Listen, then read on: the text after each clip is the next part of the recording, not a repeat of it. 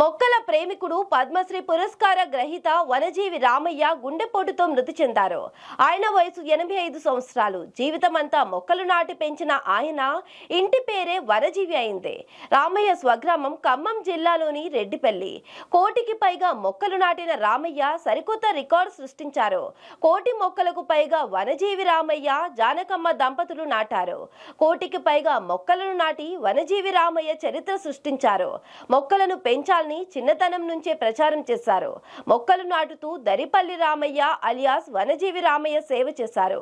వనజీవి రామయ్యకు 4 పిల్లలు. వారిలో 3 అబ్బాయిలు, 1 అమ్మాయి ఉన్నారు. వనజీవి రామయ్య భార్య పేరు జానకమ్మ. రామయ్య చేసిన సేవలను కేంద్ర ప్రభుత్వం గుర్తించి 2018లో పద్మశ్రీతో సత్కరించింది. రాష్ట్రపతి ప్రణబ్ ముఖర్జీ చేతుల మీదుగా పద్మశ్రీ అవార్డును వనజీవి రామయ్య ఢిల్లీలో అందుకున్నారు. వనజీవి రామయ్య ఖమ్మం జిల్లా ఖమ్మం రూరల్ మండలం రెడ్డిపల్లికి చెందినవారు.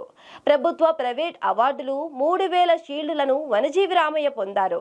రామయ్య మృతితో ప్రకృతి ప్రేమికులు శోకసంద్రంలో మునిగిపోయారు.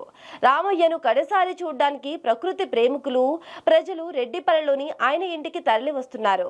పలువురు రాజకీయ నేతలు రామయ్యకు నివాళి అర్పిస్తున్నారు. ఇక పద్మశ్రీ వనజీవి రామయ్య మృతి పట్ల సీఎం రేవంత్ రెడ్డి సంతాపం వ్యక్తం చేశారు.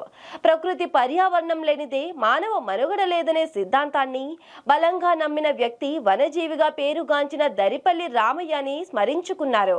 ఒక వ్యక్తిగా మొక్కలు నాటడం ప్రారంభించి మొత్తం సమాజాన్ని ప్రభావితం చేశారని తెలిపారు. రామయ్య మృతి సమాజానికి తీరని లోటని అన్నారు. రామయ్య అకాల మృతి పట్ల మంత్రి తుమ్మల నాగేశ్వరరావు సంతాపం తెలిపారు. రామయ్య కుటుంబ సభ్యులకు మంత్రి తుమ్మల ప్రగాఢ సానుభూతి వ్యక్తం చేశారు.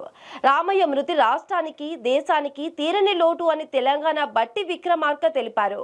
ఇంటి పేరును వనజీవిగా మార్చుకుని కోటికి పైగా మొక్కలు నాటి రికార్డులు సృష్టించాలని అన్నారు. వారి ఆత్మకు శాంతి చేకూరాలని ప్రార్థిస్తూ కుటుంబ సభ్యులకు తన ప్రగాఢ సానుభూతి వ్యక్తం చేశారు. రామయ్య మృతి తీరని లోటు అని మాజీ మంత్రి సిద్దిపేట ఎమ్మెల్యే తన్నీరు హరీష్ రావు తెలిపారు.